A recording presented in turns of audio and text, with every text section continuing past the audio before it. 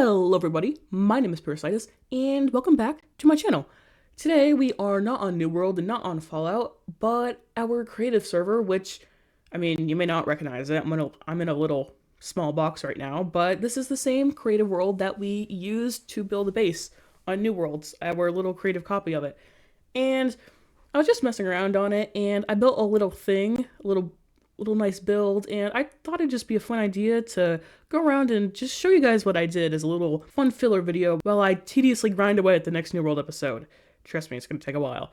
But anyways, let's just, get right into it. You can tell I'm having fun with how close the walls make my face. Look into my eyes. Tell me what you see. Look into my eyes. Anyway, as we open this door, we are immediately greeted with this little stairwell part that I made to kind of enter us in, and you can immediately see how overgrown this place is. There's all these leaves hanging from the ceiling, there's lichen everywhere, right? If you look over here, there's a bunch of plants and dirt and whatnot all spread across the ground, and just looking at this little entrance part, you can see that it's nothing amazing, it's very simple, but honestly, even just within the first few seconds of looking around, you can tell that there's a lot of intentional messiness going around here, so I think even though it's simple, keeping the stairwell to this really simple entrance really helps make it feel like it's not too overgrown or too overstimulating. That's the word I was looking for. And that's also the same case with these little rail tracks I made.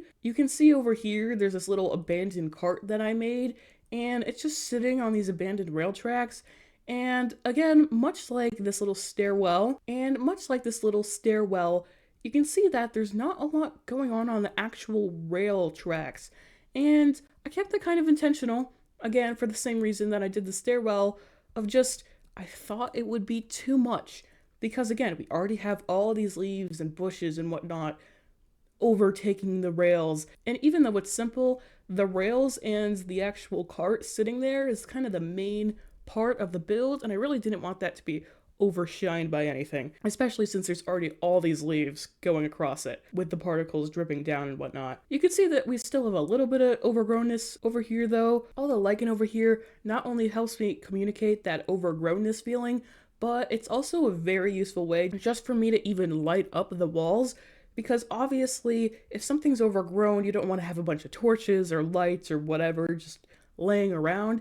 So as you can see, there's a lot of lichen everywhere. In fact, the only thing that's not lichen is either hidden behind, I think this is one, either hidden behind these little moss carpets, or you can see one over there, are these little rusting light things. Now, obviously this place is overgrown, but I still wanted to keep a very human aspect of it and kind of keep the vibe that yes, people were here at some point and this train station was being used at one point. So I decided to keep this kind of this fluorescent, almost office looking light up here, but as you can see, the sides are starting to rust away, and even this little blue one right here, it wasn't intentional because the first thing I pulled out of creative was the unwaxed one, but as a couple of them waxed, I think it really adds more to it because you can see just how old these lights are getting. And over here you can even see that I put a couple redstone lamps over here mixed in with the frog lights to kind of communicate that some of them were turned off. And yeah, I could have just used turned on redstone lamps for the turned on ones, but I feel like the frog lights, again, look a little bit more fluorescent and office-y. And to do that, I'm no redstone genius. I think I would have had to put redstone on top of them, which I think would have just ruined the vibe if we're being honest. And one last thing for the lighting, we have these new firefly bushes, which I honestly think are my favorite part of the update. You can see these little firefly particles just going around everywhere, and I think it really adds the ambience of everything. Just how these guys fly around and then the actual bush itself looks so amazing and it actually blinks. It adds a little bit of animation here, and again, even though the vibe here is that it's abandoned, obviously it's being overtaken by nature, and I just think having these little animated parts of life coming back into here just make the builds 10 times better just by being here. Now, obviously, we come over to the actual cart part. That rhymes, it wasn't meant to. But we come over to this little cart. I went a little different over here and used dried coral as opposed to like these kind of green bushes and whatnot. And that's just because I wanted to stick to a general color palette, even though this cart is a part of the build in its entirety. The cart specifically kind of has more undertones of purple and blue than it does over here with the blue and the green. And while they are all kind of near each other on the color wheel, I just wanted to keep this more located. I just wanted to keep the palette of this more located to just the blues and the purples instead of trying to mess around with a bunch of greens. But I think using all of this dried coral was just a good way of, again, getting some more of that overgrown plant vibe in here, but also not trying to mess with the palette of this part specifically too much. And going back to the lights for a second, I think these little parts accidentally oxidizing was also good for this cart specifically because it has this kind of bluish greenish tint, which also lends itself more to this bluish purplish tint, kind of helps ease into it a little bit more so it's not completely out of the blue, which I think is nice. And as you already saw, maybe over there and over here, I didn't want to just have the train station just have walls where everything ends because, you know, that's not how train stations work. They obviously go through tunnels, but I wasn't really, willing to do that. So I kind of took inspiration from how Green did his rift in season 9 and just layered some glass and whatnot.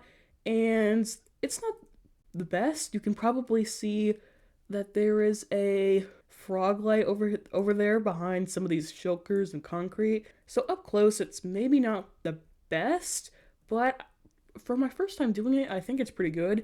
And if we look at the other one from over here, you can see that's kind of clipping a little bit, but if we come in the middle here and just run about halfway over, I think it really does look like it's a tunnel that's led into like a shadowy, longer part of the tunnel, which is nice. And lastly, we have all the little details of the floor. The floor was honestly the part that I was most worried about. See all these leaves I can place and, the tunnel I can experiment with. But texturing, see, the way that I did this was I just placed down a bunch of tough blocks just all across this place. And it really looked flat to me, and I was really worried that I wouldn't be able to get it the way that I wanted to. But sometimes you just gotta trust the process and just start going in and texturing. As you can see, I used some of this pale moss, coarse dirt, paths, even some of these dry leaves, these litter leaves that were added, I think literally the day of that I started building this. And I really like how it turned out, especially how these little moss carpets kind of raise it up a little bit.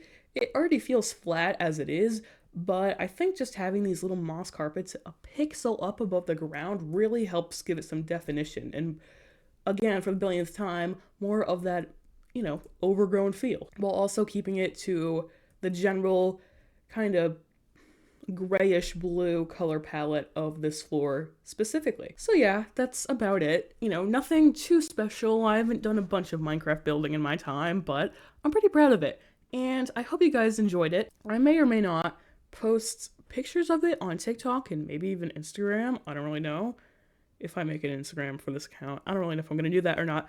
But regardless of whether I do or not, if I do, I'll post it in the description or the comments somewhere, so look out for that. But anyway, if you enjoyed the video, do as all YouTubers tell you to do and like and subscribe. And yeah, bye. Oh, I broke something.